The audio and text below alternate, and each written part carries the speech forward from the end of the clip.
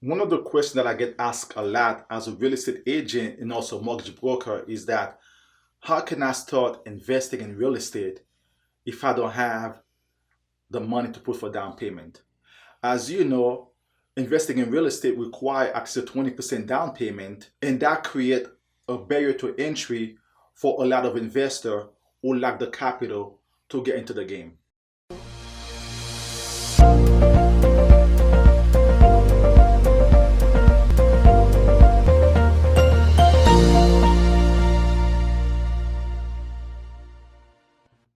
Hey guys, welcome back to the Perspective channel. If this is your first time here, my name is Claudia. I'm a real estate agent and a mortgage broker here in Atlanta. I release video every week where I share my perspective on a range of topics from real estate to personal finance and business. In today's video, I will show you how you can invest in real estate using FHA financing. Before we get started, I'll go over the FHA requirement. One of the requirements to get an FHA approved loan is that it's your primary residence. That means you have to live in the property. FICO score 580. Your debt to income ratio up to 50%. And 3.5% down payment. If you put 3.5%, you're going to have PMI and you're going to have an upfront fee of 1.75% of the loan. So now we got the requirement out of the way. So I'm going to explain to you guys how we can use FHA financing to start investing into real estate. Let's say, for instance, like many people, you don't have the 20% to put down for an investment property. Like on a $300,000 property, 20% is $60,000. But if you're using like an FHA financing, the 3.5% down payment is $10,500. Most people may have that versus 60,000 K. Most folks not going to have 60,000 K sitting somewhere for them to invest. How can we use FHA financing to start investing in real estate? Let's say, for instance, you find a duplex, a triplex, or a fourplex, preferably a fourplex. When it comes to real estate investing, the best way to make money is to buy the property right. I'm going to make a video that I've done teaching you how to evaluate cash flow on an investing property.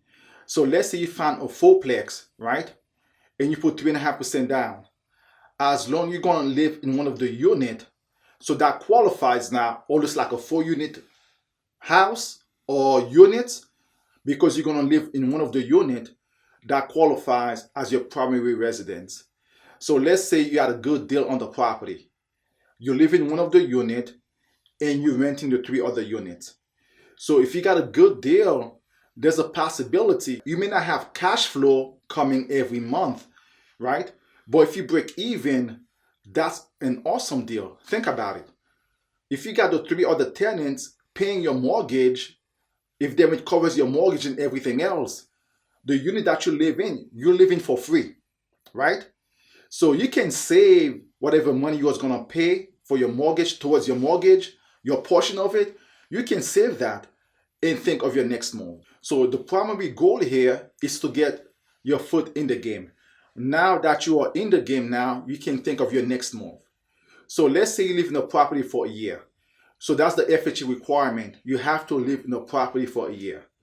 Guys, do not get caught in mortgage fraud. If you get an FHA loan, you must live in a property for at least a year.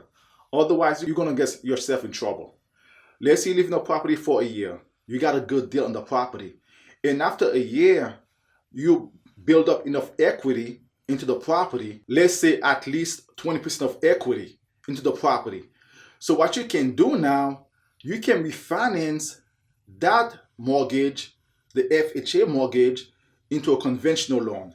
So because at least a 20% equity into a conventional now, so now you eliminate your PMI that you was going to pay because you have at least 20% down payment. That's your equity, right?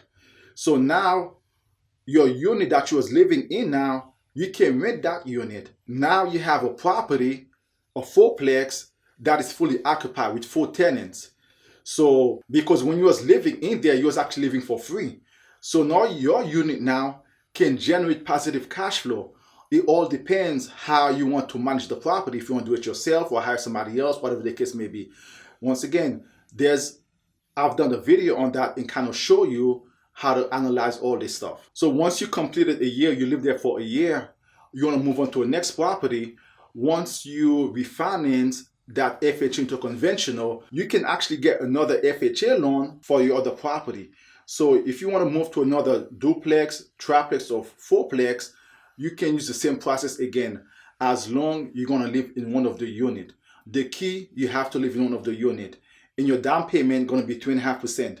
So you can actually repeat this strategy as long as you want, right? The only downside is some people don't want to move that often. That's going to be a personal decision that you make.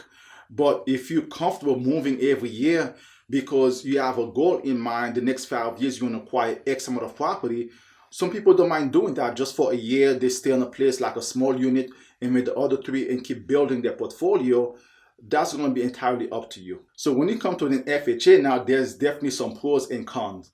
And I've done a video on that as well, and I will link it in this one. You can check it out so you can understand what are the pros and cons are when you use like an FHA financing. So guys, once again, if you find value in this content, as always, please don't forget to like, subscribe, and share.